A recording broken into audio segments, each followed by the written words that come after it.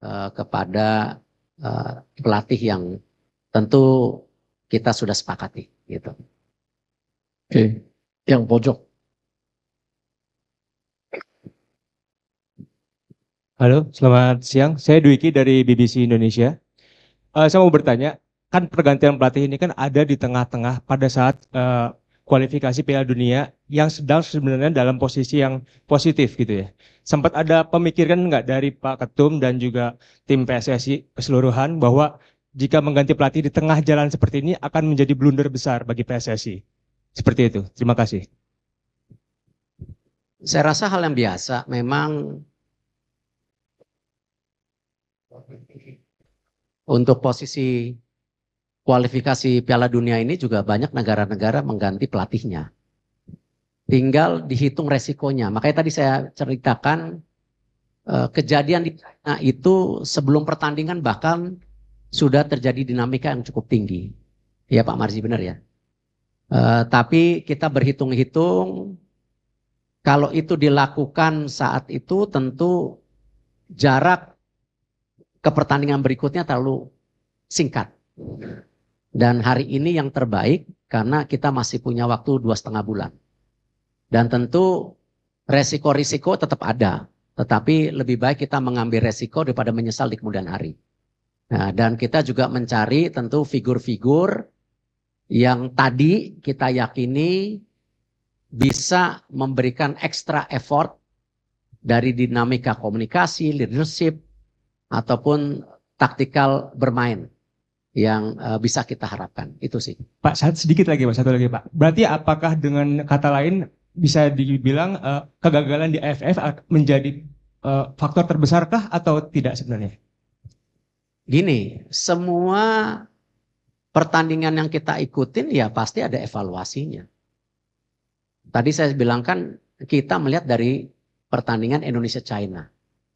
Memang dipikir terlalu ambisius tapi tidak karena kita menghitung strategi-strategi atau target-target angka-angka kemenangan itu kan kita sudah hitung waktu itu. Ya, gimana kalau kita waktu itu kalah dengan Saudi? Ada press conference hari ini enggak? Ya, nggak usah diomongin, udah pasti gagal Piala Dunianya. Karena poinnya sudah tidak ada. Justru di 4 pertandingan berikutnya ini ya kita berharap kita menimba poin gitu. Jadi sekecil apapun yang menjadi tentu ini kita harus perbaikin. Itu yang kita harapkan. Ya, Ya, pojok. Ini bola. Yang itu, yang pojok itu pojoknya.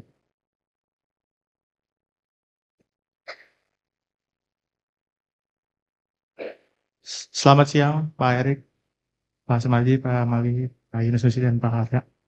Saya Taufik dari FIFA Goal. Mau bertanya, tadi Pak Erik kan bilang sudah menginterview beberapa kandidat. Mungkin itu waktunya kapan Pak? Dan apakah di interview itu ada permintaan atau jaminan untuk meloloskan Indonesia ke Piala Dunia atau akan bisa menerapkan taktik permainan yang menyerang? Dan untuk yang kedua, tadi Bapak bilang kondisi tim memburuk sebelum lawan Cina. Apakah kondisinya tidak membaik Pak sebelum menang lawan Arab? Terima kasih. Iya, kemarin saya mendapat izin dari Bapak Presiden, walaupun gimana kan saya menteri ya. Jadi kalau traveling ke luar negeri, saya izin, saya mendapat kesempatan 5 hari kemarin ke sebuah negara di Eropa untuk buka warung istilahnya, ya, interview dan lain-lain. Dari tanggal 25 sampai 30. Kesempatan itu yang saya lakukan karena memang dalam menginterview pelatih itu tidak bisa dilakukan melalui video conference karena tidak dapat chemistry-nya. Harus berduduk one on one dan bahkan sebenarnya yang saya tawarkan juga sengaja itu tanggal 25. Yaitu hari Natal sebenarnya. Bukan saya tidak menghormati hari besar, cuman itu bagian kita juga mengetes keseriusan dan komitmen.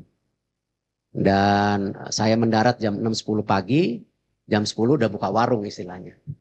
Ya dari 3 pelatih ada 1 yang datang. Nah itu yang saya lihat, wah ini poinnya lebih. Gitu, karena walaupun habis interview, dia pulang lagi ke negaranya.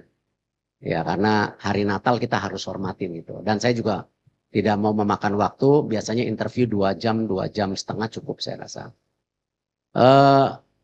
Kalau saya bicara detail mengenai dinamika ya saya rasa itu bukan hal yang perlu saya ceritakan detail. Takutnya nanti tadi hubungannya baik-baik kok. Ya saya respect Coach Sintayong, hubungannya baik gitu. Dan sepertinya tadi dilaporkan juga menerima dengan baik. Dinamika itu ada, tapi saya nggak mau bicara detail. Malah nanti menjadi dispute seakan-akan habis manis pah dibuang gitu loh. Ya saya nggak mau dalam itu. Karena apapun yang sudah dilakukan semua baik. Ya, dan saya berprinsip tidak mungkin tim nasional kita sampai sini mau yang putri, yang muda-muda, yang U17, U19, U23 tanpa program ya yang PSSI punya. Tapi PSSI menyadari tanpa pelatih yang baik tidak mungkin punya tim nasional yang baik. Tetapi tanpa kualitas pemain, ya mau programnya baik, pelatihnya baik, ya nggak jadi apa-apa. Karena pemain menjadi sebuah kualitas yang penting. Ya Manchester City tanpa Rodri kalah melulu tuh. Ya cuma 1 Rodri berarti. Nah artinya apa? Ya memang ketiga balancing antara program, pelatih, dan kualitas pemain ini ya harus punya keseimbangan. Tidak bisa satu dan lainnya yang lebih menonjol gitu. Ya, jadi ini menjadi sebuah satu kesatuan gitu.